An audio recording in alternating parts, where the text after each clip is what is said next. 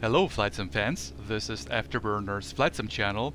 I have yet another video for you about the controls in Flight Simulator 2020. Actually, I made a video shortly before, but there were some issues with the sound. The engine sound was much louder than my voice, so I scrapped that video and now I made a new one. So, this is the third part of the series on the controls in the new flight simulator, and I hope that this will be the last video in the series because I have some good news for you. It looks like Microsoft has finally listened to us and they allow us to change the slope of the response curve, which represents the actual sensitivity setting. In the first two videos, I documented the problem and I also explained to you how to reduce the sensitivity by making changes to the flight dynamic files of each airplane. So you would you would access the folder of the airplane, then you would open the flight model file, so that's how the configuration file is called, and then you would look up for elevator effectiveness, aileron effectiveness, and rudder effectiveness, and you would reduce the default value. There was one problem with this approach. First, you had to do that for each single airplane that you wanted to improve the sensitivity for, and airplanes that use autopilot, if you reduced the value too low, you would see the autopilot making regular oscillations up and down. So you would not be able, or the autopilot would not keep a stable altitude, it would just make ups and downs as far as the pitch. But as I said, Microsoft has finally implemented a setting in the sensitivity menu where we can reduce the sensitivity as is. And before I show you where to make the change, let me again demonstrate how the airplane behaves in the default state. So let me continue the flight. I'm flying above Moscow in winter, and if I move the joystick even ever so slightly to the left and to the right, the reaction of the airplane is too quick. So you see, the plane is obviously overreacting.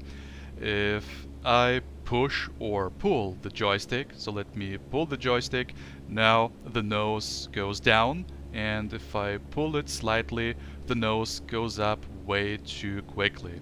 And the same is true for rudder movements. If I use my Logitech Extreme 3D Pro and I pan the stick to the left, you see the the rudders, they let the airplane veer too swiftly around the vertical axis. So that was a serious problem. It made no fun flying. I mean, if you can't control the airplane well, then you cannot enjoy flying so much. So let me go and show you what has changed with the recent update. I'm using the version 1.12.13.0, and let me access the sensitivity part. Okay, Microsoft has added two new parameters. One is called extremity dead zone and the other reactivity. The parameter that we have been asking for is this one, extremity dead zone. Don't ask me why Microsoft called it this way. In my opinion, it would be more proper to call it sensitivity, and to call the sensitivity settings that you see here, you would better call them something like curvature of the response curve. Yes, that would be a good name. But you see, if you increase or if you alter the extremity dead zone setting, you will see that the response curve will become flatter. And this is exactly what I have been demanding in my first two videos. If you move the slider all the way to 100%, you will see that the curve will become completely flat. That means that the airplane will not react whatsoever to movements in the aileron axis, around the aileron axis, which is the x-axis. And the same is true for the elevator axis, the rudder axis. As far as the throttle axis, I recommend that you make no changes whatsoever, because the throttle axis has not been a problem ever since. So leave it the way it is here. All you have to focus on are the three control axes for the airplane. And as you know, I recommend that you leave the sensitivity the way it's called in the menu at 0%. The dead zone, well, it depends on the quality of your joystick. If it's a precise joystick, you can leave it at 0%. The neutral zone, no changes either. For the Cessna 152, I recommend to set the extremity dead zone for the x-axis at 70%, for the y-axis at 85%, and for the z-axis, the rudder axis, at 80%. So I have tried these values and they seem to work very well for this airplane. Let's go ahead and try them.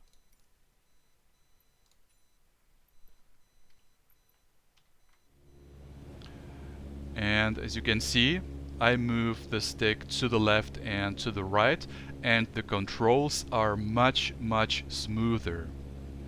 So essentially, I have achieved what in the previous two videos I could achieve by making changes to the flight tuning parameters in the configuration file, but now I don't have to dig into these files. I can make the changes in the menu, and I can make the changes individually for each airplane on the go. So you don't have to leave the game and make the changes without actually knowing how the airplane will react. You can just do it on the go for each airplane and then simply use the settings that are most suitable for your control stick. And so I have moved the joystick to the left and to the right. Let me also push it and pull it, and you can see much better controls, and flying the airplane as a whole feels much more controllable. Let me also try the rudder axis. So you cannot see that on the screen, but I am now panning the joystick, and as you can see, the airplane makes reasonable movements around the vertical axis. So in this regard, kudos to Microsoft. They have finally listened to us, and even though it took them some time, half a year almost, in my opinion, this would have been quite easy to implement from the get-go, but after all, better late than never, right? So, and now the flight simulator is in a state where I explicitly do not recommend to make any changes to the flight tuning files. Leave them in the default state. As I said, if you reduce the sensitivity settings in the, or if you reduce the sensitivity value in the configuration file, it may affect the autopilot for airplanes that use the autopilot. This way, so far, I have not made out any disadvantages or any negatives with the new settings. So personally, I think I will fly this flight simulator more often because the controls have been subject, or that was a point that was discouraging to me, to change the controls anytime for each airplane via the configuration files. So this is no longer necessary. And now let me go back to the sensitivity settings and explain what the other settings does. Let's go back. So what does the parameter reactivity do? To explain that, let me temporarily reduce the slope to the default state to 0%, and the reactivity setting in the default state, it is at 100%. And if I move the stick to the left or to the right and I let the stick go from the deflected position, the input will immediately revert back to the neutral zone in a linear fashion. If I reduce the reactivity to something like 10%, and I do the same, so let me deflect the joystick to the right and then let it go, you see that the input, the control input, does not follow the straight line. Instead, it makes some curve. So let me try to reduce the value even further. Maybe it will be more intense. Oh yes, you see, moving the stick quickly to the left and to the right lets the input make some curve. So and if I move it slowly, you see it follows the linear path.